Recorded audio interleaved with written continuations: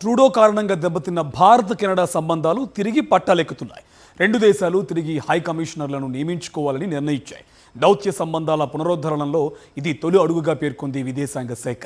భారత్తో సంబంధాలు తమకు అత్యంత కీలకమని పేర్కొన్నారు కెనడా ప్రధాని మార్క్ కార్నీ.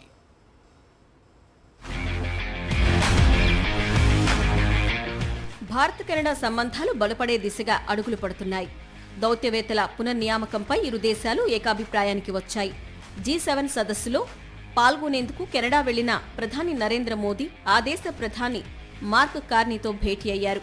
ఈ సందర్భంగా పలు కీలక అంశాలపై చర్చించారు.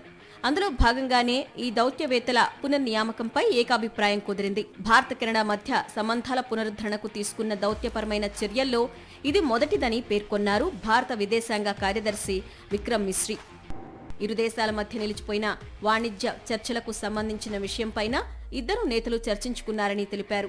పరస్పర గౌరవం, చట్ట నియామకాలకు కట్టుబడి ఉండడం సహా ఇరు దేశాల పౌరులు, వ్యాపారాలకు సాధారణ సేవలను పునరుద్ధరించే లక్ష్యంతో కొత్త హై కమిషనర్లను నియమించడానికి అంగీకరించినట్లు కెనడా ప్రధాని మార్క్ కార్నీ తెలిపారు. దశాబ్దాలుగా మిత్రదేశాలుగా ఉన్న భారత కెనడా మధ్య సంబంధాలు గత 2 ఏళ్లలో దారుణంగా పతనమయ్యాయి.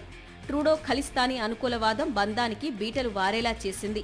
ఖలిస్తానీ ఉగ్రవాది హర్దీప్ సింగ్ నిజ్జర్ హత్యలో భారత హస్తం ఉందని ట్రూడో ఆరోపించడం రెండు దేశాల మధ్య దౌత్య దూరానికి కారణమైంది. ఇరు దేశాలు పరస్పరం దౌత్యవేత్తలను వెనక్కు పంపించాయి. ట్రూడో ఆరోపణలను ఖండించిన భారత్ కెనడాలో ఉగ్రవాదం, భారత వ్యతిరేక కార్యకలాపాలపై పదే ఆందోళన వ్యక్తం చేసింది. అలాంటి శక్తులపై చర్యలు తీసుకోవాలని అక్కడి అధికారులను కోరింది.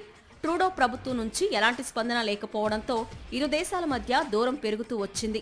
అయితే కెనడాలో నాయకత్వం మార్పు రెండు దేశాల సంబంధాలు తిరిగి బలపడేందుకు దోహదపడింది.